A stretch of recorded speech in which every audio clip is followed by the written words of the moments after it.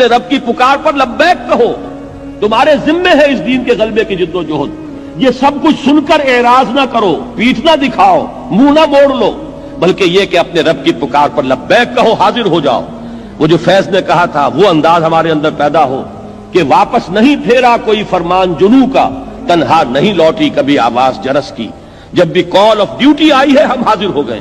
تو اللہ تمہیں پکار رہا ہے، تمہارا خالق اور تمہارا مالک، کہ اس کے دین کی اقامت کے لیے اپنے آپ کو لگا دو۔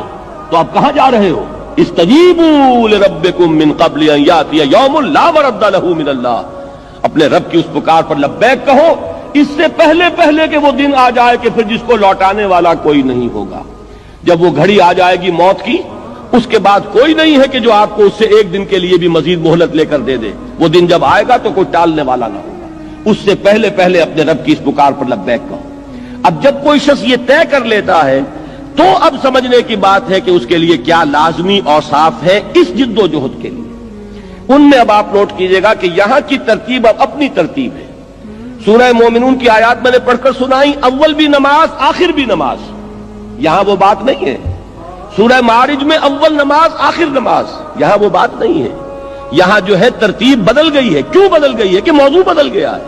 یہ اقامت دین کی جد و جہد کے جو لازمی اوصاف ہیں وہ موضوع ہے یہاں پر، انفرادی سیرت و کردار کے اوصاف نہیں ہیں، اور اس اعتبار سے ترتیب بدل جائے گی۔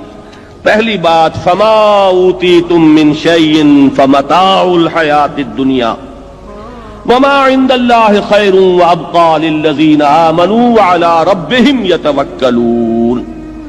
پہلی چیز اس میں وہ بیان ہو رہی ہے جو ایمان کا ایک خاص خلاصہ ہے، لب لباب، لیکن اس کا وہ جوہر جو اقامت دین کی جد و جہد کے لیے ضروری ہے، وہ کیا ہے؟ اس بات کا دل پر پورے طور پر نقش ہو جانا کہ اس دنیا میں جو کچھ بھی کسی کو ملا ہے وہ سوائے دنیا کے ساز و سامان کے اور کوئی اس کی حقیقت نہیں، برتنے کی چیز ہے، استعمال کی چیز ہے۔ اگر کہیں دنیا کی کسی شے کے لیے نگاہوں کے اندر کوئی قدر، اس کی کوئی عظمت، اس کی کوئی محبت، اس کے لیے کوئی طلب، اگر یہ چیز پیدا ہو جائے تو اقامت دین کی جد و جہد کی طرف پہلا قدم بھی نہیں اٹھے گا۔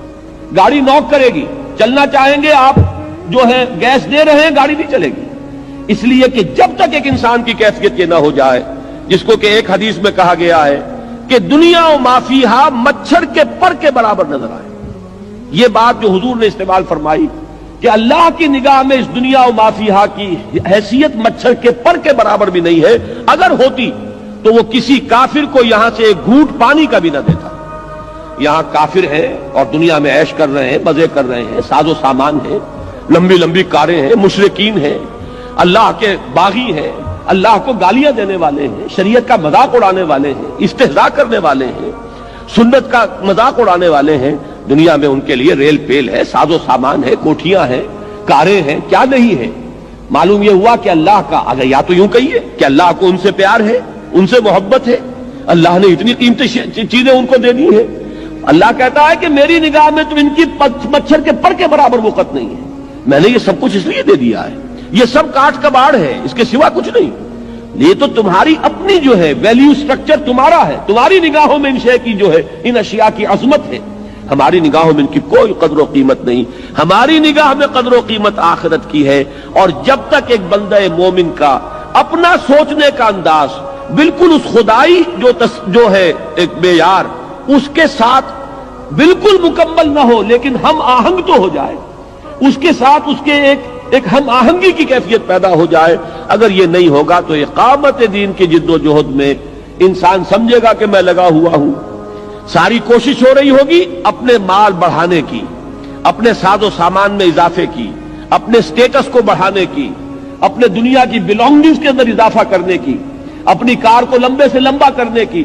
صرف یہ ہے کہ جسے آپ ایک کہتے ہیں کہ ایک بائی پروڈکٹ ہے، سائیڈ ایشو ہے، ایک ہابی ہے، ایک دلچسپی ہے، اس کے درجے میں دین کا کوئی کام کر کے آدمی اپنے آپ کو دھوکہ دے رہا ہوتا ہے کہ میں دین کا کام کر رہا ہوں۔ جب تک یہ شکل نہ ہو، دیکھیے اس میں وہ انتہا نہ آ جائے، رہبانیت اسلام میں نہیں ہے، یہ ہر شخص کے اپنے اندر اپنے دل میں جھانکنے کی بات ہے کہ آیا فی الواقع میرے دل میں ان چیزوں کی کوئی قدر ہے یا نہیں، استعمال کرنے میں کوئی حرج نہیں، فمتاع الحیات الدنیا، اس متاع الحیات دنیا کے الفاظ میں بھی وہ بات موجود ہے کہ یہ بات نہیں ہے کہ استعمال نہ کرو.